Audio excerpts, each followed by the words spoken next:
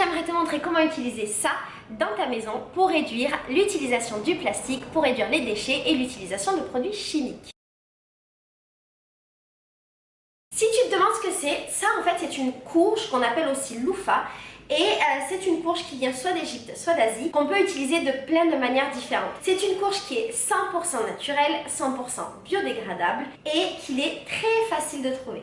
La première utilisation, c'est en tant qu'éponge. Ce que je te conseille de faire, c'est de couper un morceau de la courge pour pouvoir l'utiliser en tant qu'éponge quand tu te laves. Moi, c'est ce que je fais. Je n'utilise pas de gants, je n'utilise rien d'autre que de la courge. La deuxième utilisation qui va avec la première, c'est le fait de l'utiliser en tant que soin gommant.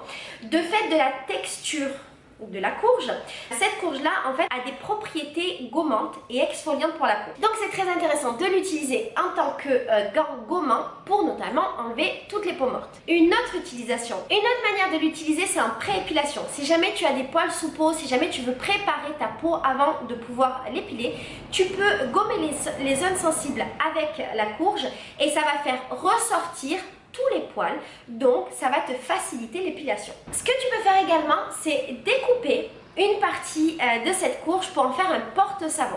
Et en fait, l'avantage de cette courge, c'est que les fibres vont absorber l'eau et le savon de ton savon et tu pourras après utiliser cette éponge pour pouvoir nettoyer ta salle de bain. Donc il va y avoir deux utilisations en une quand tu vas l'utiliser en tant que porte-savon. Là où la courge est beaucoup utilisée également, c'est pour nettoyer la maison.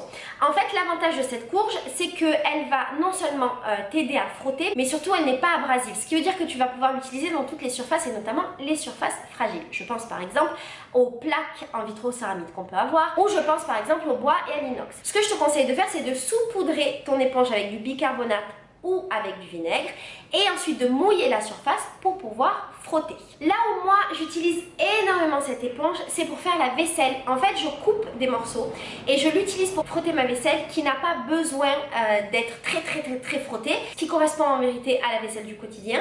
Et en fait, petit à petit, l'éponge se désintègre jusqu'à ce qu'il ne reste quasiment plus rien, que je passe à une autre éponge. Ce qu'il y a de bien, c'est que comme elle est 100% biodégradable, si jamais il y a des fibres qui partent en même temps que ta vaisselle, ça n'abîme pas la planète. Et pour terminer, la dernière utilisation de cette éponge, c'est de manière décorative. Tu as dû le voir dans plein de maisons, c'est super joli, tu peux le mettre avec des plantes ou tu peux le mettre dans des bocaux et ça décore ta maison.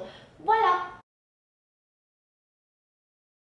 Maintenant, si je peux te donner des conseils, tu verras que quand tu la touches, l'éponge est un petit peu rude, mais sache que quand tu la mouilles, elle devient molle et elle devient beaucoup plus douce, donc elle est agréable. Ce qui est très important dans quasiment tous les cas que je t'ai cités dans cette vidéo, c'est de toujours nettoyer ton éponge et après la laisser sécher, parce que si tu ne la nettoies pas bien ou si tu la laisses pas sécher, elle va accumuler des bactéries et elle peut moisir. Donc que tu l'utilises pour faire ta vaisselle, pour nettoyer ta maison ou pour autre chose, après une fois l'utilisation, tu la gardes, tu la mets dans un endroit où par exemple il y a du soleil, tu verras que là où elle était toute molle et toute recroquevillée sur elle-même, elle va se réouvrir pour récupérer sa forme originale.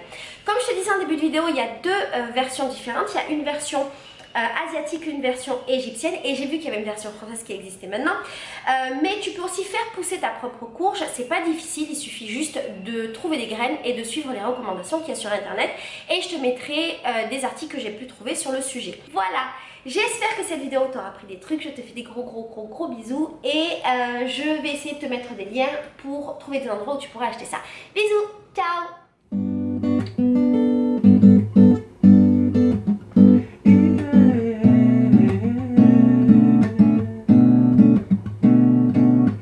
Ela tem cores, curvas, sabores, coisas que seduzem.